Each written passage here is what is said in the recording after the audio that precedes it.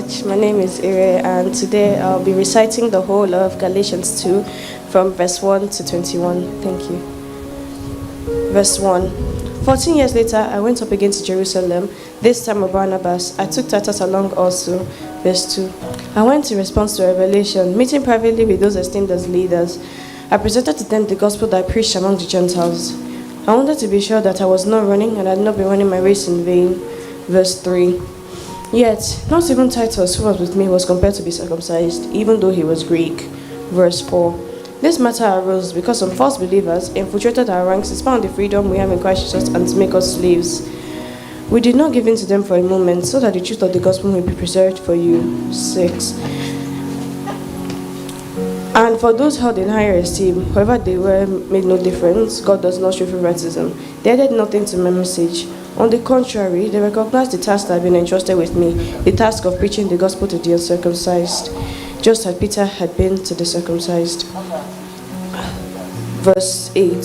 For God, who was at work in Peter as an apostle to the circumcised, was at work in me as an apostle to the Gentiles. Verse 9. James, Cephas, and John, those esteemed as pillars, gave me and Barnabas the right hand of fellowship when they recognized the task that had been entrusted. When they recognized the grace given to me.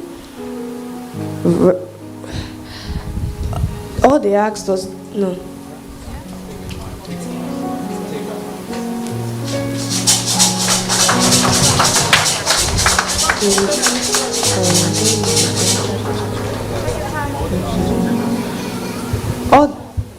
They agreed that we should go to the Gentiles and they to the circumcised. Verse 10. All they asked was that we should consider to remember the poor, the very thing I'd been eager to do all along. Verse 11. When Cephas came to Antioch, I opposed him to his face because he stood condemned.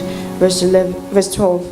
For before certain men came for James, he used to be with the Gentiles. But when they arrived, he began to draw back and separate himself from the Gentiles because he was afraid of those belonging to the circumcision group. Verse 13. Other Jews joined him in his hypocrisy, so that by their hypocrisy, even Barnabas was led astray. Verse 14. When I saw that they were not acting in line with the truth of the gospel, I said to Cephas in front of them all, "You are a Jew, you have to live like a Gentile and not like a Jew. How is it then that you force Gentiles to follow Jewish customs?" Verse 15. We who are Jews by birth and not sinful Gentiles know that a person is not justified by the works of the law, but by faith in Christ Jesus. So we too have put our faith in Christ Jesus and not into the works of the law, because by the works of the law no one will be justified. Verse 17. For if in seeking to be justified in Christ, we Jews find ourselves among the sinners, doesn't that mean that Christ promotes sin? Absolutely not.